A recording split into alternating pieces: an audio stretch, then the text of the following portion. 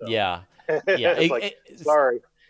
Yeah, it's rough. I mean, it's a good thing we're live, by the way. It's a good thing that we go on hiatus for the star parties during the summers, because having to push all the way to 9 o'clock, and even 9 o'clock, it's still a little It's still light. bright.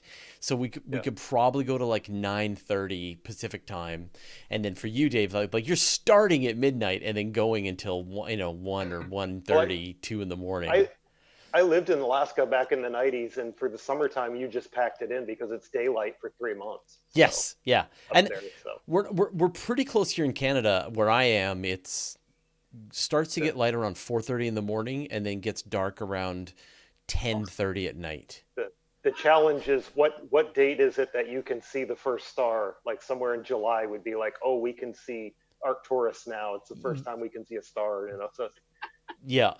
Yeah. That's Wow. so July would be the time you could see your first star, like a star in a night. yeah, Yeah. Wow. Yeah. 2 in the morning or something. Like the Yeah. brighter ones would start coming out Yeah. first magnitude. Yeah, I was in the Yukon, and it was that same thing, that it just never actually got dark. I was there in the middle of summer and it never actually got dark. It just got less bright. The sun did go Yep, down, but then the sun Fairbanks is just like came right that. back up again. Wow. Yeah, it's a I've really read that surreal experience. I've read that vegetables are like super easy to grow out there, like leafy vegetables like cabbages. You can grow like 10-pound cabbages because they just get so much photosynthesis, Yeah, like yeah, the so light just much keeps going energy, and and then like going. check. Yeah, yeah, I love it. Um, but yeah, hey everybody, I hope you all had a chance to say hello to me. I'm gonna say hi back. Hello to Alex Despland, Andy Cowley, Bob Moeller, Brexit Denier, David Dunn, David Fairweather, Frank Tippin, Greg Nickel, Horizon Brave, Ian Farquharon, Johnny J, Johnny Zed, Larry King, Luke Duke, Luke Wilhelm, Nancy Graziano, Paranor, Popskull, Unruly, Rich Wilson, Wayne Francis, and Zapfan. Hey everybody. Got a Uh, few celebrities there. So just to let you know, tonight we're going to be I've got a pre-recorded interview with Elizabeth Howell, who was a columnist for Universe Today back in the day, and now is too busy writing books. Doesn't have time. Although she's participated in many of the space-related sites. I would say that Elizabeth is one of the hardest working space journalists out there, and she knows everything. And it's so funny. While I was talking to her, I was able to see her stats on the Universe Today admin interface, and she had written 990 articles for Universe Today Wow. in the like 3 years that she was working with us. Yeah, just amazing. I wonder how many Dave has done. Do you want to know, Dave? Nowhere near Yeah, I do about one or two a week. yeah, So yeah, I'm a slow zombie, not a fast zombie. So yeah. There's I'll a admit that. what my writer, like when I learned to write, I had a mentor, and his opinion was just learn to write fast, and then once you can write fast, then learn to write well, and you also Yeah. are fast.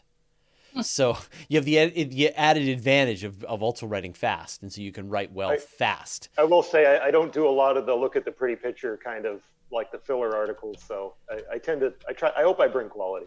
Oh yeah, of course, of course. I'm not. This is not a competition, David. Um, 500. Okay, Yeah, that's about right. 1 week, and it's one a been week. since Yeah, 20. yeah. When was Comet Ison? 2012, 2013. That's right about when I came in. So Yeah. I wonder about me. Need a leaderboard yeah, on. you can sort WordPress and it will tell you. I've looked before. Yeah. 6,369 Wow. But is you've been me. doing it since 98, 99, 99. Yeah. Yeah. before there were blogs. Yeah, exactly. But I haven't, I don't write much anymore. So it's funny. It's the rest of the team. So actually it's great. It's nice to have a team. Very cool. Okay, so we will get into the show. All right, let me get everything set up here.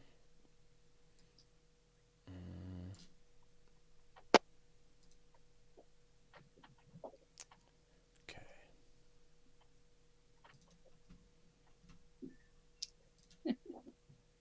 There's me.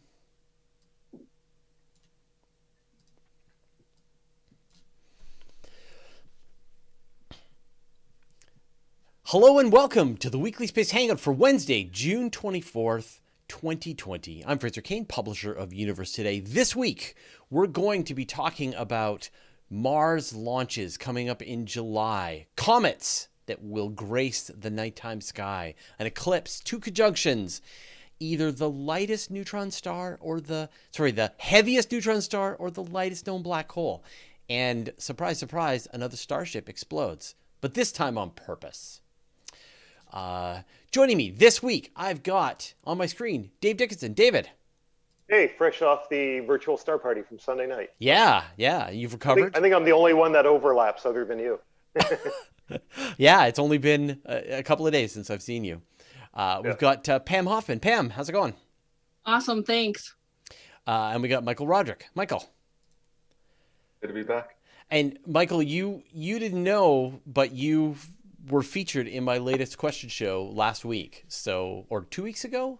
Yeah, I'll send you a link if you don't already have it. But Right. If you search for your name on Google and my name, I never do that. no, ever. I know. Who Googles himself? Yeah, but yeah, if you search for your name and on my YouTube channel, you should find it. But I'll send you a link afterwards. But it was great, and of course, this was another one of the interviews that we recorded at the American Astronomical Society back in January. We had so many. I feel like we had like 15 of them or something. So it was great, and it just feels like a lifetime ago.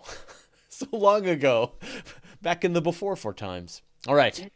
All right, so before we get into this week's news roundup, we've got an interview with Elizabeth Howell, who was a columnist for Universe Today and a very prolific space journalist. And she has not one, not two, but 3 books coming out over the next couple of months. So we have a great interview that goes for about 20 minutes. So whenever we have a pre-recorded interview, we will go with the news portion first. I'll say goodbye to my co-hosts, and then we will shift over and actually do the interview portion of this. And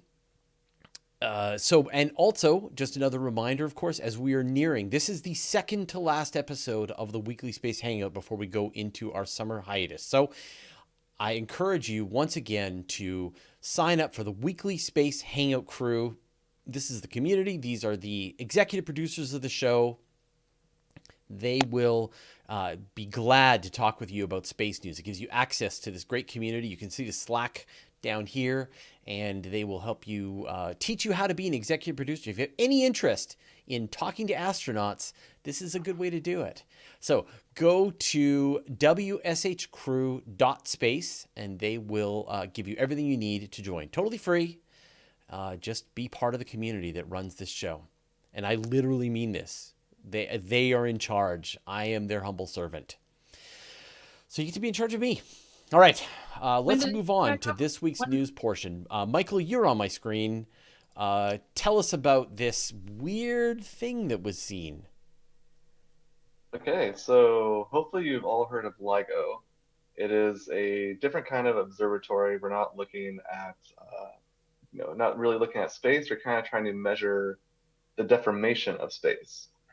So the way that you can deform space is by using really heavy objects. So heavier, dense objects like a neutron star or a black hole. And as these two things kind of spiral in towards each other, they generate something called gravitational waves. And so that is essentially moving the fabric of space itself.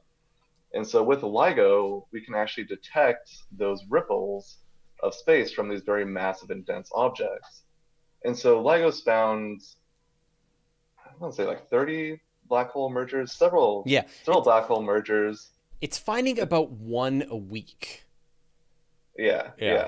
And this one actually, it was found about last year in August 2019. They're now publishing the data because you got to be very careful about these things. There's so many things that can create a false signal if a truck goes by, if you have thunder, if someone jumps up and down where they shouldn't be. And so after all this analysis, they found that this particular merger features a black hole, which they believe is about 23 times the mass of the sun. and some other object, which is about 2.6 times the mass of the sun. Whoa. And that's a huge discrepancy Yeah. between these objects. And the really fascinating thing is that this mass of 2.6, it lies like right around the boundary of how massive we think a neutron star can be. So at some point, if it gets too massive, it'll collapse, become a black hole.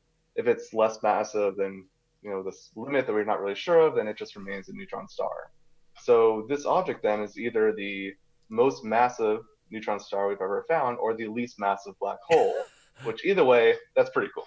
Yeah. So and so I mean, I guess the if it was a neutron star, then in theory there should be some kind of flash of radiation as it's getting torn up, right? Just before it goes in. Well, the problem is that you've got the black hole on the other end, and that can kind of Gobble up all the disrupt. Yeah. And so this one, sorry, go ahead. Well, I was just going to say, yeah, so if you had two neutron stars colliding with one another, then you get the kilonova we saw, you get that flash of radiation, and it's very clear. But if you have a black hole hitting a neutron star, then the neutron star could just go and just go in. Yeah. And the problem with this one is that it's a bit further away than the neutron star merger that we saw. So this one is at 240 megaparsecs, just still kind of close in astronomical sense. But it's pretty far away, so that if there was a flash, we probably wouldn't have seen it. We did follow-up observations with telescopes to try to find something, and nothing was seen. Right. Now, so let's kind of run through these options then, because there's a third option as well, right? I mean, you've got the black hole and the neutron star. So, like, how close to that limit do they think this mass is? So, like right on the edge. Right on the edge. It's not past, So right? 2.5 was the previous, and now it's 2.6. I was reading that just right beyond. I think the most massive potential neutron star they have that we know of is 2.7 times the mass of the sun. Okay. But that's, there's a lot of assumptions that go into that. So that could be smaller based on the assumptions they made to get that calculation. So yeah, you look at the distribution, we're at 1.5 is the limit, where if it's below that, it's a white dwarf, above that, it's a neutron star. And so everything is like right around 1.5 with a few that scatter up to about 2. Right. So the third idea is that it could be a quark star, right? Oh. Quark stars, man. I don't know enough to say anything about those. Well, so the idea is that there is another kind of object, this quark star, that is right in between the neutron star and the black hole, and so you have a neutron star that's in some kind of binary companion with some other object, and it is gobbling up material from that object, and then it collapses down into a soup of quarks, but it doesn't actually switch over into a black hole. So I don't think we found any examples, have we, of those? I think they're still I think they're still all theory. Yeah. I think. Yeah. I don't know if we found. And I would imagine that I'd have to imagine the limit between a quark star, like neutron star, quark star, black hole, has got to be extremely tiny. Yeah. Before you just go, full in the black hole. Yeah. Yeah. And so, I mean, the crazy part about this is that you get this incredible discovery, this incredible detection, but then there's no real way to do any follow-up observations. The people looked, there was no X-ray burst, so all it is just purely mass, and then that's it. So most of LIGO is kind of. I think they use Fermi to do the try to get the gamma ray, if they can get the gamma ray burst. Yeah. Right. Yeah. Yeah, I think at this point, most of LIGO is kind of statistics, like trying to get a handle on how many of these objects are actually out there. Because we never saw these intermediate mass black holes, the ones that are, 30 times the mass of the sun. We never saw those until LIGO. Now we've got these maybe potentially really, really tiny kind of black amazing holes that exist. Yeah. It's amazing. I got to tour both LIGO facilities, and it's amazing that they kind of like went on in obscurity for about a decade before they made their first. I managed to go to the Hannaford one in Washington. They were doing the advanced LIGO upgrades, so they had the system was down for about a year. But when did you go? What year? that would have been 2014. Yeah, as we went through Washington State. And they were pretty confident Advanced LIGO was going to. Ironically, I had a press invite to. We knew a week or two prior that they probably had discovered gravitational waves, and I got a press invite to it. And just what I had going on at that time, I just could not make it. But I told my wife, it's like I'm pretty sure they discovered gravitational waves because they wouldn't be sending out to this many journalists to telling them to come to. A lot of people are like, "What's LIGO?" Yeah. It's like no one had ever heard of it. Yeah. But it's a really fascinating. So I'm not sure if I mentioned it here, but I worked at the Hanford Observatory for 4 years, from 2009 to 2013. And no one in our town knew what LIGO was. I tell them, yeah, I work out at LIGO. What the hell? It doesn't turn out pretty pictures, though. It's in the city. Yeah. Yeah, it's like looking at seismographs. Yeah. Yeah. It's not quite as exciting. I mean, with them detecting one interaction every week, do you think that it is, was this ever back in, how long ago were you there? So I was there at the end of the initial observing run, like the initial. Like before advanced like LIGO? The LIGO before advanced LIGO. So before they'd even made a single detection. Wow. Yeah. And then I worked there for the upgrade, so I worked on the laser and get that. Isn't there another upgrade they want to do, enhanced LIGO or something like that? Yeah. Beyond advanced LIGO Plus or something. Yeah. There is another upgrade they want to do. Yeah. Awesome. Well, it's another mystery. We need to find more of these. We need to do. If it is a quark star, that's pretty great. That's a brand new object that could be out there potentially. So, all right, Pam Hoffman. So thanks a lot. I really like to talk to people about things they can do, and we've got a couple of nice conjunctions coming up in the evening, June the 28th. Jupiter and Pluto. If you've never seen Pluto. Once again, can you just let people know what a conjunction is, so people? Sure. Yeah, absolutely. This is a really great time to see things that are close together, and we've seen a lot of them with the Moon and Venus, that kind of thing. If you've been driving westward in the evening, you may have seen both of those together, like a little crescent moon and a really bright. It looks like a star, but it's very, very bright. That would be Venus. It's not a UFO. No. It's very often mistaken for UFO. Yeah. But these will be in the evening. In this case, June the 28th is Jupiter and Pluto. And I really love when a big planet is next to a little planet like Pluto, and hard to see because then it's easier to, and you need a telescope in this case for Pluto. You can actually use Jupiter as sort of a guidepost to find Pluto.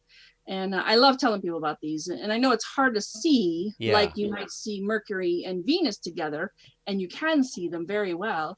But this is a great time to try and find Pluto because you have that Jupiter is so cool. Close. How close will they get? Do you know their closest point? Yeah, no, I haven't looked that up yet. Okay. But these are usually within a few degrees. And if you stretch out your arm and you put up your little pinky finger, that's 1 degree, and like your fist is about 10 degrees. So between those two, that's what's generally what conjunctions are. Right. And so potentially if you've got like a wide field telescope, you could get both in the same field of view. Yes, absolutely. And then you've got to figure out, like, Jupiter's going to be obvious, but then you got to figure out which of those little dots in your field of view is actually Pluto. Yeah, I think it'll look a little different than the stars will. Because I've looked at a lot of things, when you look at Jupiter, you'll see the moons around it, but I think you'll see something else that looks a little different than the stars, a little different than Jupiter's moons, and that should be Pluto. Yeah. That's amazing. Yeah. I love it. I'm gonna rabbit hole for a second here, but people want to be able to take pictures of the International Space Station, and it's really tough to be able to know exactly when and where the International Space Station is going to be. But there are these websites that allow you to calculate when and where you would be able to see the space station pass directly in front of the sun or the moon.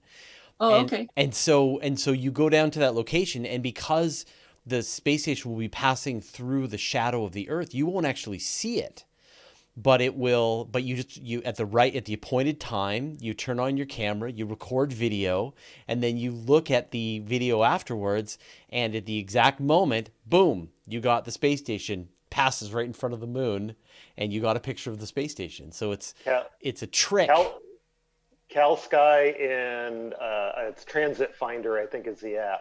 Yeah. Oh, cool. Are two good sites that'll do that. Yeah. Yeah, and I don't think you can take a picture of it, can you? I mean, video is going to be the way to go. Yeah, you want to go. There's no way you would time it. You want video running. Yeah, you run video on it, and then afterwards you look through your whole video and you go, there it is.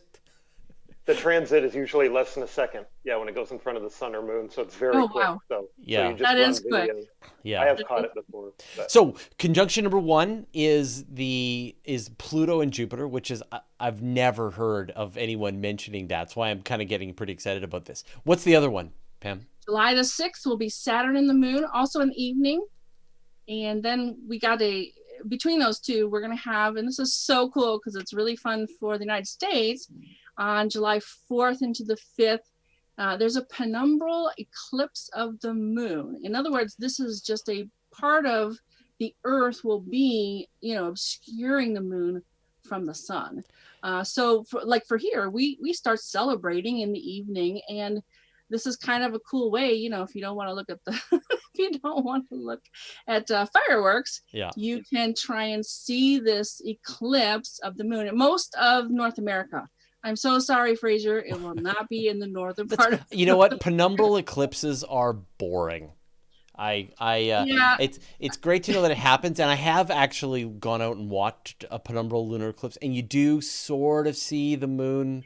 Dims a little bit, right? Yeah, it darkens. It dims just a little bit. It's more obvious when there's a total lunar eclipse coming, and you can sort of see the penumbral first, and then you see that actual shadow start to take chomps into it. But right. There's kind of two shadows. Yeah.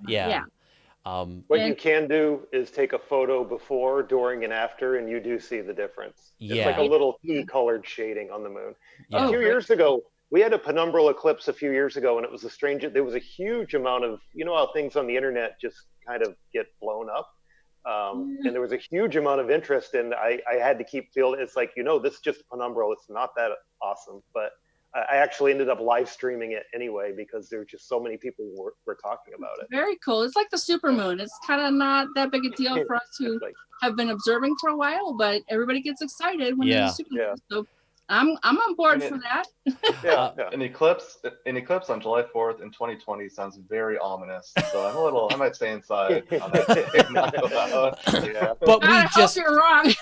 But we just had the solar eclipse, the annular solar eclipse, and of course the way the timings of these eclipses, they come in packs. So you get the annular eclipse, or you get some kind of solar eclipse, and then you'll often get that lunar eclipse very shortly afterwards, often the next month. We're in eclipse season, where the nodes along the ecliptic are lined up. So okay, and there's generally about 4 to 6 a year. We won't see another one of any kind until November, but I'm going to just talk about when they start. You'll pretty much most of North America, you'll see it from like 8 p.m., 9 p.m., 10 p.m., 11 p.m., depending on where you are. So West Coast, early 8 p.m., East Coast, 11 p.m., and it'll last about 3 hours. And that's about right for a penumbral. I mean, the total eclipse, that's kind of like 6 or 7 hours. So that makes total sense that it's only like 3 hours. Yeah. That's awesome. Yeah. This is, I think, the last we're going to see of you, Pam, before we move into next season. I don't know if you're going to join us next season. What else should people, you've got now 2 months of recommendations. So beyond these ones that are just coming up, do you have any more just general recommendations for people to take advantage of the summer in the night sky? Yeah, actually, what I'm going to do for you is in the notes below the comments, I'm going to go ahead and put, I've combined a whole bunch of different resources into a big list. of what's happening for the whole rest of the year, 2020. Yeah. And I'll start putting 2021 in as well soon. So I'll put a link to that and the information I just described today. So fantastic. Yeah, that'll be in the comments. Okay, Pam, but I think we need to do this again. That was me tossing you a softball to promote your book. Oh, got it. Yes, sure. I thought you wanted to do it at the end. Well, I do, but you were gonna give some copies away, right? Yeah. Actually, with the shutdown, I haven't been able to get to star parties, and I used to teach a class where I would sell the books. I have 100 of them sitting in a box. I'm thinking I will go ahead and offer them for free. Please pay the shipping for it. And we'll work in a membership site too. So here's the book, and watch for that. I'll go ahead and put that in the Weekly Space Hangout comments too, because that should be ready really soon. Okay, so we'll put a link in the show notes. But if people want to participate in this, they're going to go to your website. Where are they going to go? I'm creating a whole new membership site, but Pam at everydayspacer.com is a great way to connect to me and ask about the free book. Just put free book. Awesome. Okay. I mean, email. And what is the name of your book? It's Your Amazing Itty Bitty Explore Space Now. It's 15 simple ways to personally and directly get involved with space exploration and science and astronomy. Terrific. Really fun stuff. That's great, Pamela. Thank you. That's very kind of you, and I know people will be excited to check out the book. Yeah, it's gonna be fun. Yeah, fantastic. All right, Dave, what have you got for us? Well, once we turn the calendar over to July, we're not really talking about this yet, but we're going to be one of the biggest, some of the biggest space missions of the year are coming up. It's going to be all Mars all the time because we're entering the Mars launch window for 2020, the window that comes around every 24 months when it's the optimal time to launch missions to Mars. Originally, 4 missions were going to go, and one of them, due to technical problems they're having with the European Space Agency's Rosalind Franklin lander, that got bumped back to 2022. But we have 3 missions that are still going, and we were kind of, when the pandemic and everything happened, we were a little worried about Perseverance, but they said this is a very high priority mission. It would actually cost them more to shelf Perseverance. And as you saw what happened to the Galileo orbiter back in the 90s after Challenger, when they shelved that, and they think that directly caused the problems with the antenna that wouldn't open later on. So they definitely don't like to do this kind of thing, where if a mission's ready to go, they like to send it off. We have 3 missions coming up. The United Arab Emirates, actually a newcomer to the Mars game, is launching Mars Hope it's launching on a Japanese rocket from Tanegashima in Japan on July 14th. And that's just an orbiter. But still, this is United Arab Emirates' first interplanetary mission. So it's going to be kind of interesting. Perseverance, that was newly named a few months ago, that's launching on July 20th. I think they have about a 2-week window generally. If I remember from the Curiosity launch, they've got a few weeks to do it, but they're going right at the beginning of the window. That's arriving at Mars at Jezero Crater on February 2021. And the Chinese Space Agency is launching the Tina-Warren, probably said that wrong, 1. This is going to be an orbiter, lander, and rover, and that's going just a few days later in the window on July 23rd, and that's going to land on April 2021 as well, about a month or 2 after Perseverance. The Chinese Space Agency is always kind of an enigma as far as getting things out to the press and doing press releases. I've tried really hard to get some internal contacts there. Yep. So do you want to hear how crazy I've gone in trying to do this? I've heard you're trying to learn Chinese. I am learning to speak Chinese. I practice Mandarin? for hours. Yeah, Mandarin. I practice 2 to 3 hours every day learning to speak Chinese. And that's like a level 4 in difficulty. No, it's not an easy. It is not an easy language. But I took Arabic 101, and that's kind of the same level. It's a really difficult language. But literally all I care about is so that I can understand what China is up to in space exploration and to be able to start interviewing people in China about what they're doing. Because Andrew Jones is pretty good for. He's the best. there's a lot of observers of the Chinese space program, but they don't do a lot for press releases. Yeah. Or no, they're terrible. And so I think somebody needs to help them explain, because I think that like they're doing a lot of amazing things, and they should do a better job of getting the word out about what they're working on. And this is going on their new heavy rocket too. I think it's only launched a couple times, the Long March 5. So yeah. But Perseverance too. That's you know, with the whole pandemic problem, it's like what we had with Crew Dragon. All the space geeks in the community right now, we all want to go down. There's part of me that's like, you know, Florida's only a long day drive to go down for the launch. Yeah. I went to the Curiosity launch back when I was down there, but unfortunately, I think it's going to be very limited as far as what they're going to do for press, like with the Crew Dragon launch. So I got a feeling we'll be watching this one at home, which is okay. It's easier to write about it. Yeah, Anyway. We tried to get on press credentials for the Crew Dragon launch, and some people made it, but we didn't. So we're still waiting on other. Hopefully, we'll apply again for the Perseverance launch, and we'll see if we can actually get a photographer out at that launch. Yeah, it's only a long day drive from here. I'd love to go out there, but it's and this is going to be the first nuclear RTG launch since Curiosity as well. So they have all the precautions they take with that as well. So this will be interesting. This one has it's not quite the Curiosity. It's similar. It's going to land in the Sky Crane kind of fashion. Yeah. But this one has a little deployable helicopter, quadcopter that they're going to send up. And this one is going to Jezero to look specifically for life. I mean, they're going to try to cache return samples for another ambitious return mission, I believe 2024, 2026. Yeah. So, very cool. And then we've got some comets. Yeah, there's two new. I wrote about one of them. There's a bunch. We haven't had a really great naked eye comet in 2020, unfortunately, but we've had a good string of binocular comets. We've been following on the virtual star party. T2 Pan-STARRS is still very well placed in the evening. And unfortunately, the Atlas comets, Y1 and Y4, kind of disappointed a little bit. But there is one coming up that may be another good binocular comet. It's sunward right now, but there's been some good southern hemisphere photos, and it's going to be northern hemisphere at dusk.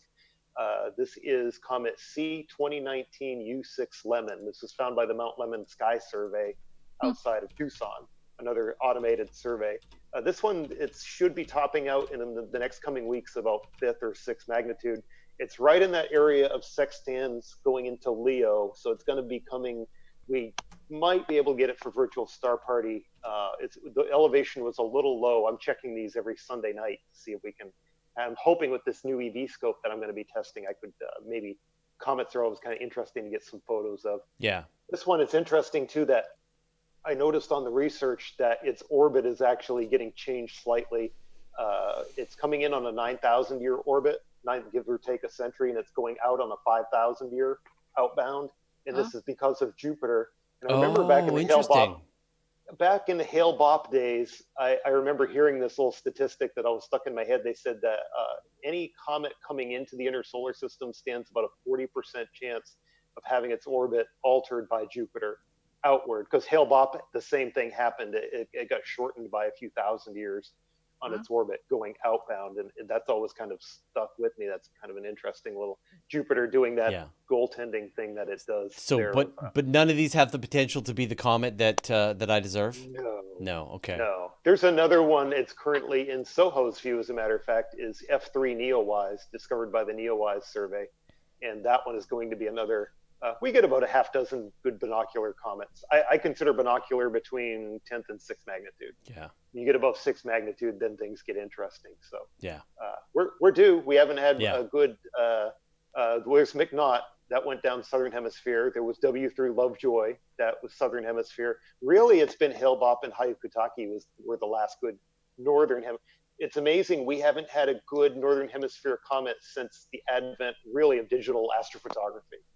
Interesting. Because when you look back, look back at it, it was just starting in its infancy at Hale-Bopp and Hyakutake. Because whenever I write about them and I look for photos, there's not really a lot of good photos of them because everybody was shooting with film. Yeah. And not Yeah. all of these have made their way to the internet. I don't know if I mentioned in the past during Hakataki or Hillbop. My dad's a photographer, but he shoots black and white photography, and so he took some pictures of Hale-Bopp, and then I printed out a bunch of prints of his work and sent them to a bunch of the space journalists who had helped me out early in my career.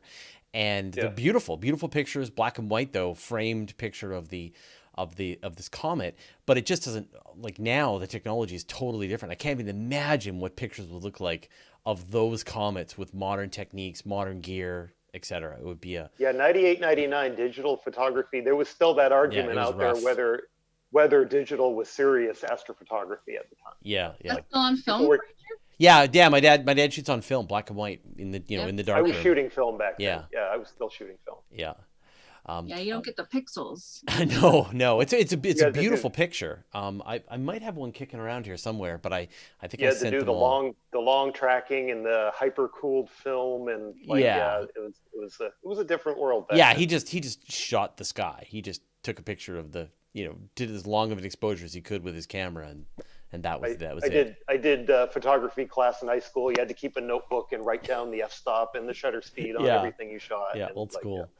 All right. Well, I'm just going to briefly mention that we had another Starship explode. This was SN7. So let me. I'm just going to get the shot here so people can see. I'm going to find the sweet spot here. All right. And I'll let my my co-hosts will check this out as well. All right, so we got so this was SN7. This was the plan was to take this to failure, and so this was fully anticipated, and they reached failure. And then in the end, where's the part where the top just totally blows off? I actually missed this today. And this is from Lab Padre. There's a shot where it really goes off, but can I say it's amazing that, like, at the Boca Chica site in Texas, that there are people that actually watch from off-site to see what, like, they're monitoring SpaceX just to see what they're like. I think Everyday Astronaut runs a feed out there sometimes. Yeah. I mean, I always sort of make fun of SpaceX that what starships do is they explode. But this time, obviously, this was an intentional to push the tank pressure. They had a new type of stainless steel, 304L, and the goal was to push it to. And they filled it with pressurized nitrogen and just went until it cracked, and they found that number, and so now they'll know what they're working with. I can't believe they let them get back on the horse when they've exploded them when they weren't doing it on purpose. I mean, most of the time everything's shut down. It takes months and months of investigation, and they can't even do anything. No, this is the way SpaceX works. Is they are just rapidly iterating through these prototypes, getting to trying to work out each of the major bugs in the system. And once they still have to get to this point that this thing can actually take off, and then they're going to go through I'm sure they're going to go through the same thing where they're smashing them into the atmosphere, and they're exploding as they're making their way through the atmosphere, and they will finally figure out a way to get them through the atmosphere. It's just, I can just imagine the carnage that's going to be around the landing site of just these exploded debris of space of starships crashed down. But eventually, hopefully, they'll figure out how to make it go, and then we will be at that next step to the revolution of the fully reusable rocket, which will then change everything. Speaking of SpaceX, there's another Starlink launch tomorrow night from the Cape. Yeah. I've lost track. I think 9 or 10. 9th, 10th. Yeah. I haven't looked at the geometry for this, but I probably will tomorrow, because I always do everybody wants to know, are we going to see the Starlink train and stuff? Yeah. So, so I don't know. Yeah. It's weird that these are becoming normal now. So there was a photo. I've seen some photos now of what the Starlink receiver looks like. And it there was some. Yeah, it looks like a plate like a plate on a like a stick on a box, and That the was the plate, I sketches guess, I moves see. around to receive the signal. So we're getting Yeah, closer. there's supposed to be beta testing, I think. I signed up, so I put my name in Okay. for the beta test. Yeah, So yeah. we'll see what happens. I hope they, like I said, the iridiums never panned out. Those became more of a niche application kind of thing. Yeah. So that was the first generation of this kind of technology. So Yeah. And speaking of iridium, we just learned that. I forget the name of the company. Oh, forget it. Never mind. Anyway, the 3D rocket printing company. Someone will Oh, post it in made the in chat. space. What is it? Made in space. No, the Relativity Space. Relativity Space just signed a contract with Iridium to put up replacement satellites for that constellation, and this Got is it. the one Sorry. that's done with 3D printing. They 3D print the actual rocket engine, which is kind of amazing. So interesting. I missed that. yeah. All right, Dave, you are on my screen right now. Why don't you let us know what you're working on and where people can find out more? What I have been working on for the past year is getting ready to come out next month, July 21st, Backyard Astronomers Field Guide. This is entirely a start party in the book. This worked from the basic question that Fraser posed of what's in the sky tonight. I think that's the first sentence in the book. We go season by season, Northern Hemisphere, Southern Hemisphere, month by month. So there's 24 charts, 12 months. And then we break down, all of this is naked eye. We get to do some more mythology in these sections and just where you're looking, the direction in the galaxy, the Milky Way. The idea was to have the monthly sections be naked eye. And then we went into the telescopic objects and we went down to mostly 10th magnitude. We did the sky section by section. Perfect. We really had to do some furious editing to get that down into one book too, because this is something you would see in Burnham's Celestial Handbook or other guides that would be several volumes, that we just wanted to distill it down, and we wanted something you could use in the backyard. So we did tested under red lights, black on white maps. So it's not the sexiest book maybe, but it's usable out in the field. Well, that was the goal this time around. I mean, when we had originally come up with the first book, I had asked, like, I want something really practical, and somehow that conversation disappeared.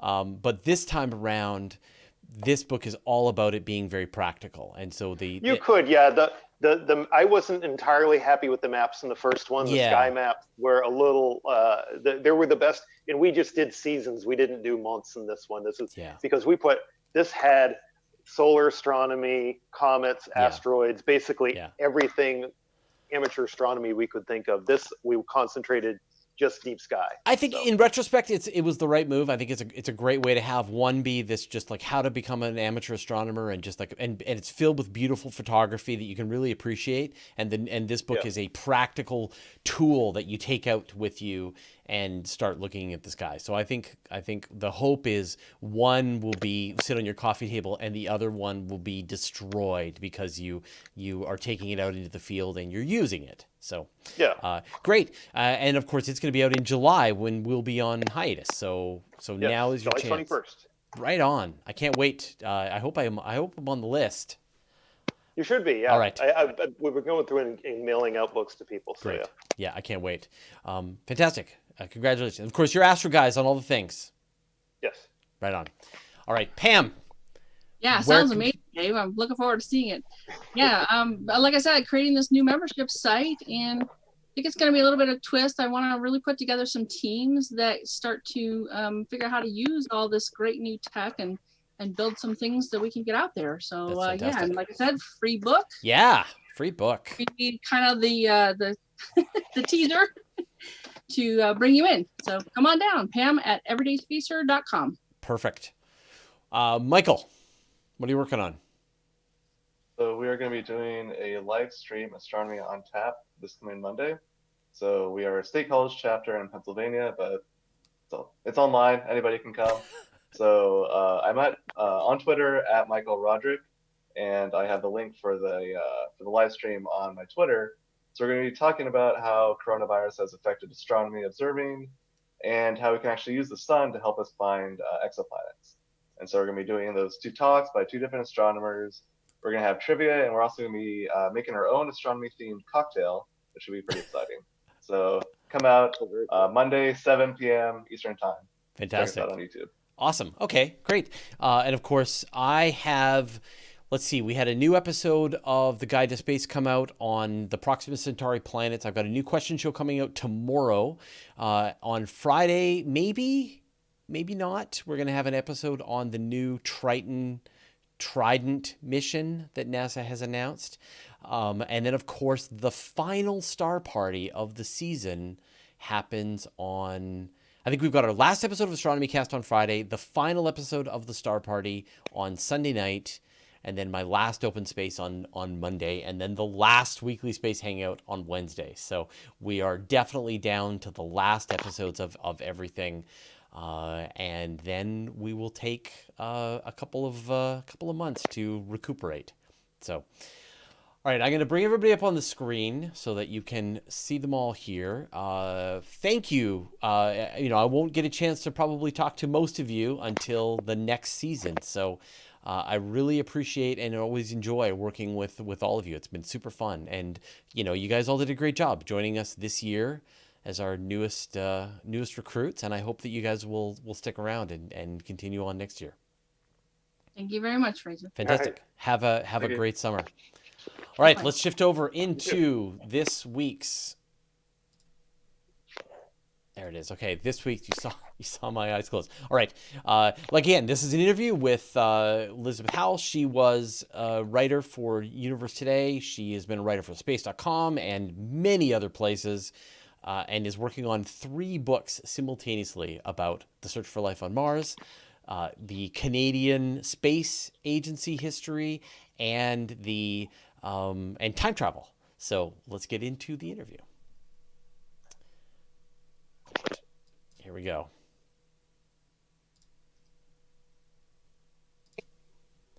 All right, joining us this week, I've got a good friend, Elizabeth Howell. Elizabeth, welcome to the Weekly Space Hangout. Have you been a part of this before? I haven't done it for a long time. Yeah. I used to be a contributor to Universe Today, right? And I miss those days. It was really fun because I was so connected with the community. And now that I'm doing other things, I sometimes miss out on the fun stuff. So it's good to be back, Yeah, no, it's tough. You've got to focus your mind for months at a time on one specific project, as opposed to being a hummingbird like the rest of us, flitting around from interest to interest. But you are working on a bunch of books, which is why we brought you this week onto the Weekly Space Hangout. Tell us what you've been up to.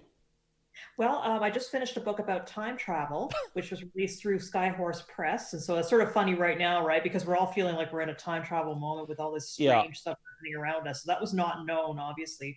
And then the one I want to talk about today is about Mars exploration. It's called The Search for Life on Mars. It just came out yesterday as we're recording this. So that would be June 23rd, I think. And I'm really excited because it was a collaboration with an author named Nicholas Booth, who did reporting in the 70s, 80s, and 90s. And then obviously I'm younger. So I brought in my 2000s and so experience. And then here is the result. And so what is the premise of the book? The premise of the book is that the search for life on Mars has been somewhat like a detective story over the years, because you're looking at all these clues and trying to figure things out. So, for example, during the Viking missions, I know you've written about this a lot on Universe Today, so folks can find it, but basically they were doing searches for life, and the way that they were doing them is still controversial today. They found stuff, but they weren't sure what they found. And so there's a group of scientists who say, oh, that's signs of life, and there's other ones who are saying, actually not. And so there's a big debate that sort of began in the 1970s and continued. And finally, in the 1990s or so and the early 2000s, we began to find signs of water on the surface. And that kind of convinced us that maybe there's something there. And that brought us into today.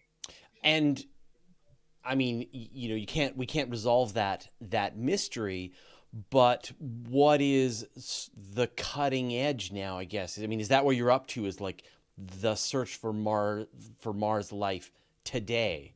Where is the story at as of when you guys finished the book? As we finished the book, the ExoMars mission in Europe, where Nicholas is based, was pushed off by 2 years because of some technical issues and also because of this pandemic, which is affecting all kinds of space missions. But happily, NASA's mission is still going forward. So the Perseverance rover will be launching no earlier than July 20th. It'll be landing on Mars in February, if all goes well. And the idea is it's going to be searching for signs of ancient habitability. So it's going to be looking at the rocks, it's going to be looking at the landscapes, and it will cache the most promising samples and have them ready for some other mission to come and pick up in the near future and bring them back to Earth for better analysis. So that's a cutting edge, trying to figure out how to get stuff safely from Mars to Earth without turning into some sort of a war of the world scenario. I mean, without the big aliens, we're talking about micro problems, right? We're talking about viruses, which we're all really cognizant about today, right, with the pandemic. So how do we make these labs safe? How do we make sure that the spacecraft is all ready to send stuff back without causing us problems? That's really one of the big problems that are facing astrobiologists today. Now you, got a chance to talk with a bunch of the original researchers and some of the researchers who are working on this today. And I think what I find so fascinating is, like, back with the Viking missions, everybody was so excited and they did some really bold experiments to try to turn up any kind of evidence of life on Mars.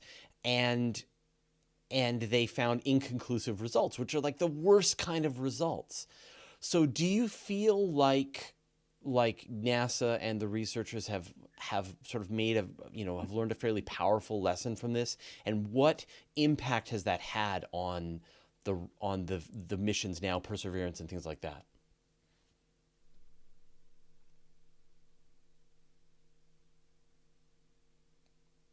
I think that what happened with Viking, now I wasn't even alive at the time starting this stuff, just to be fair. Yeah. But when Viking landed, I'm just going to flip off my video and flip it back on because I know I'm freezing like crazy here. Okay, there we go. Yeah. So there you go, technical issues. That's basically what was going on with the Viking landing, right? So it landed and they were trying to do a whole bunch of things at the same time. They had a lot of ambitious life experiments that were lined up.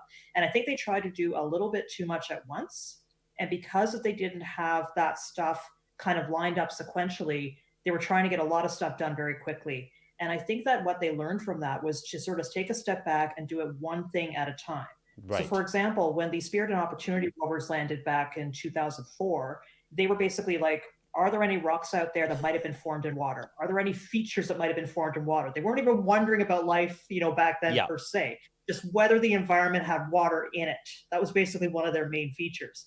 And then Curiosity came along in 2012. I'm just going with the NASA missions because it's easier. So Curiosity came along in 2012, and then it was like, okay, so we know that there's water on Mars, but how far does it go? So right now it's climbing a mountain and it's finding out it's actually going very far up this mountain. It's kind of scary.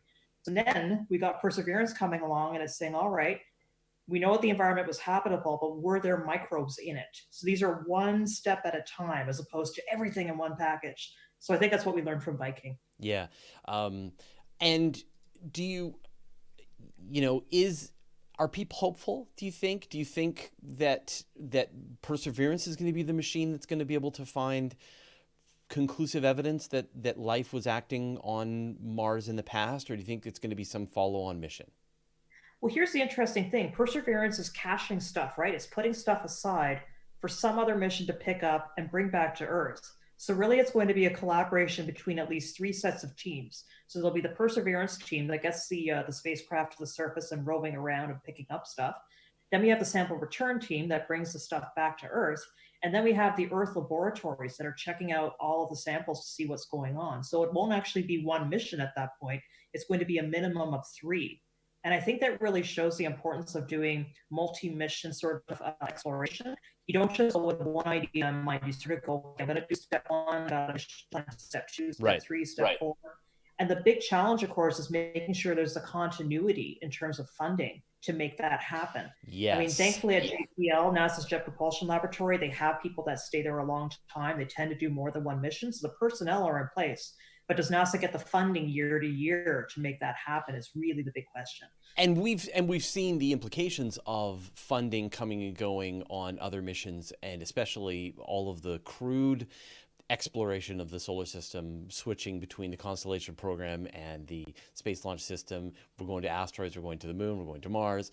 And you do need that long term because it is this discovery over decades to build a conclusive case, because I think that was the thing that Viking taught them, was like, an inconclusive result is pretty much worthless, no matter how exciting you've found.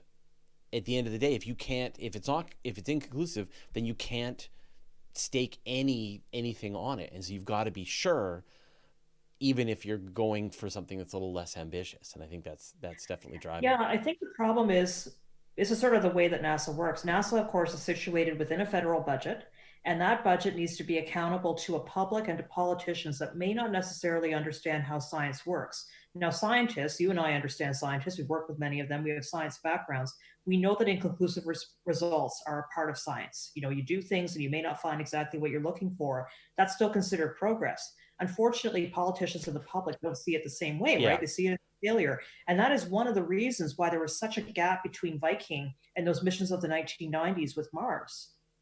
People were just saying, why bother going back? Yeah. It appears there's not very much going on there. Thankfully, we made the decision to do it, and we found the water, and we found other signs that might be indicating life on the surface. But, that one mission, as great as it was, it really had the wrong impression, unfortunately, among people not trained in science. So let's talk a little bit about your other book as well, which is time travel. what possessed you to do a book on time travel?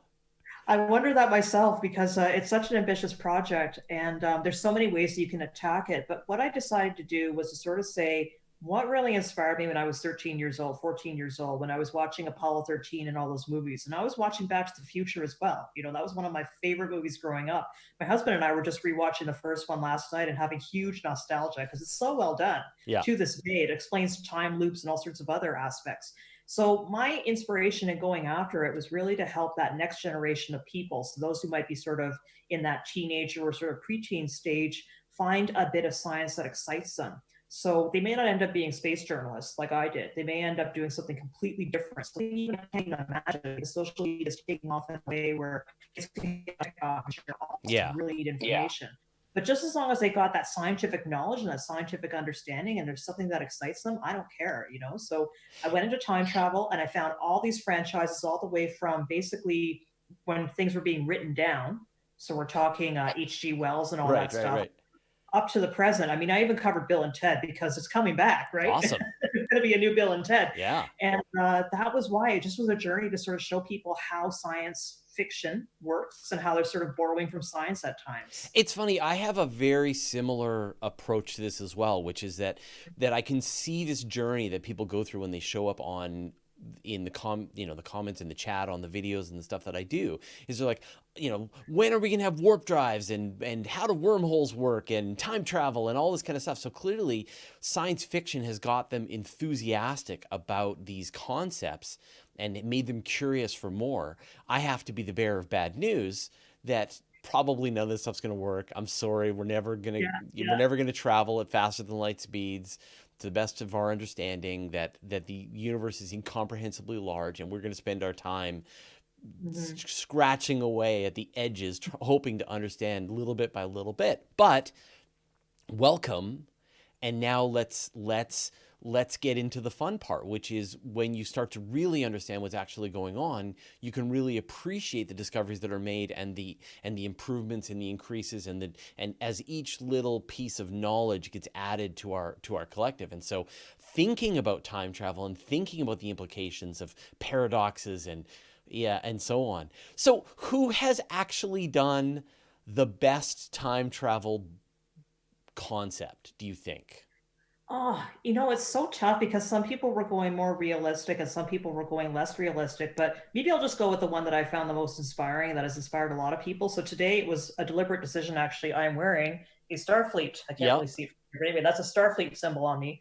And it's because Star Trek just was so fun in terms of time loops. My favorite Star Trek of all time, which is many people's favorite, is Star Trek 4. It's the one where they go back in time and there's whales and they're trying to rescue the whales and bring them into the future because there's no whales where they live and there's a problem happening with it, right? And just the confusion when all these people from the future are showing up in 1986 or so Los Angeles, right? And they have no idea how to get on a bus and pay for things. Like Spock says at what point, what does it mean exact change? Like just all these little things things that we understand in our culture, but in a moneyless future, Yeah. what is that going to mean, right? It- So the reason I'm bringing that up is that Star Trek has inspired so many people to go in different directions, right? Some of them ended up being in the entertainment industry. Some of them literally ended up being astronauts. Some of them ended up in the space program. Yep. Some of them ended up like you and I, right? Yeah. We just So some of them ended up being science journalists. exactly. Some ended up being science journalists, and they're still pumping out franchises. Picard just came out. Yeah. Star Trek Discovery is still new. All of the Star Treks, I think almost, are on Netflix Canada right now, Yes. and probably most of them are in the US at the moment, right? They still inspire somehow. So I have a crazy story. My wife and I are watching Deep Space Nine. We're going through Deep Space Nine now, which is the one franchise that I always bailed out. I always bail out early. And a lot of people said, no, stick through it, keep going. So we're into season 3 now, and we're on the episode where Cisco and Bashir go back to Earth in 2024 and help lead a revolution that changes sort of social inequality in the United States.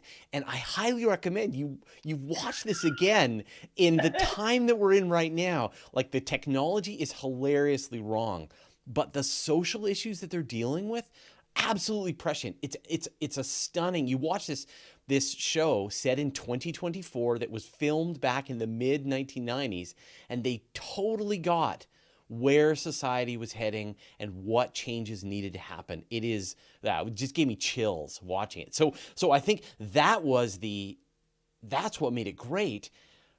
The hand wavy chronoton particle singularity explosion, it's all just nonsense. So using time travel to tell a compelling story is wonderful. Do you think that anybody has done a good job technically of dealing with the flailing octopus of a plot that is time travel? You know what? That's a good question, and I remain kind of stuck because most of the time travel franchises that I'm thinking of, at least off the top of my head, are sort of moving the science aside for the sake of story. And my fear is whenever you're reading something and you start to get super, super technical, you end up with issues where it just becomes boring, right? And deliberately, I was choosing things that had good stories in my book.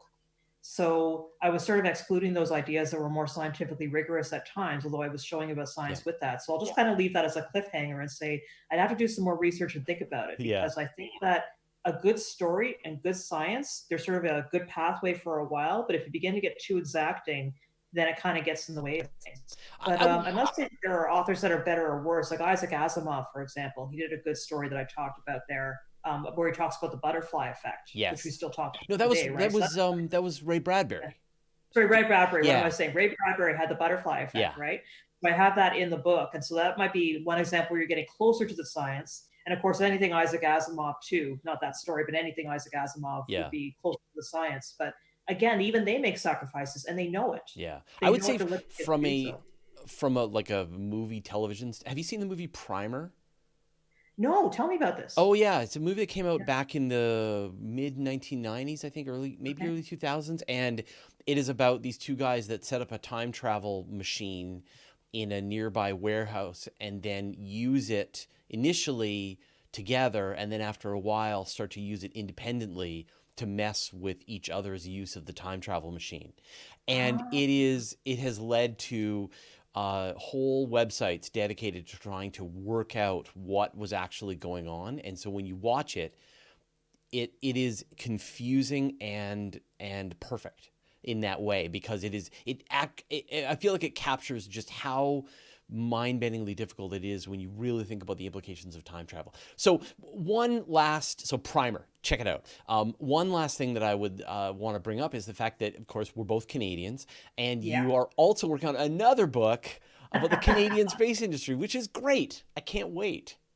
Yeah, no, that one is the one I wanted to write ever since I was 13, 14. I felt that there needed to be more books about the Canadian space program, and not just about when they're in space, because it's just a fraction of their careers. What are they doing for the rest of their time when they're working on the ground? What kind of stuff are they working on? And so that's what I asked these astronauts. I talked to practically every astronaut in the program, and I had some pretty interesting imposter syndrome moments for myself, because some of these astronauts have since gone on to other careers. And so one of the scenes I talk about in the book, for example, is going to Rideau Hall to talk to our head of state in Canada, Julie Payette, who used to Yes. be an astronaut. Yeah, I was right? an And now astronaut. she's Governor General. She lives in this fancy old Victorian mansion, basically in downtown Ottawa, where I live. And I'm pulling up at the gate of my little, hatchback car. Hello there. I got my thrift store clothes on. And so anyway, it was a great experience. Yeah. She just was so knowledgeable and so friendly, but just the environment was very different than what I ever expected to do as a journalist, right? And that's what's fun about it, asking these people what they do when they're not in space, because they don't get to talk about it enough. Yeah. I was in space for 10 days, but while I was on the ground for 2 years, I helped develop this system, or I helped work with these engineers. And so that's what I'm looking forward to telling the story about. And I've got practically everyone in there, from Chris Hadfield all the way up to our newer astronauts, Jenny and Josh and Jeremy and David. Fantastic. Yeah, it's great, and it's a thing that most people don't know. Canadians, we walk among you. You can't tell us apart from the Americans, but Canada does have a rich heritage in space exploration. Elizabeth, it's been an absolute pleasure to catch up with you. If people want to find out more about what you're working on and your books, where can they go? The easiest way is Twitter. We're all on Twitter. We all like bantering around with each other. Yep. So my Twitter handle is Howell space, Howell space. For those of you of a certain age, it's the same spelling as the Gilligan Island Howells. That might be helpful. There you go. Howell space. Yeah. Awesome. Yeah. All right. Well, I look forward to your various books, and definitely when your book on the Canadian Space Agency comes out, we'll do another catch-up call, and hopefully I can help people. At least I can understand better the history of my nation's space program. Elizabeth, always a pleasure. Thank you so much. Good luck with everything. All right, thank you. Bye. All right. Take care.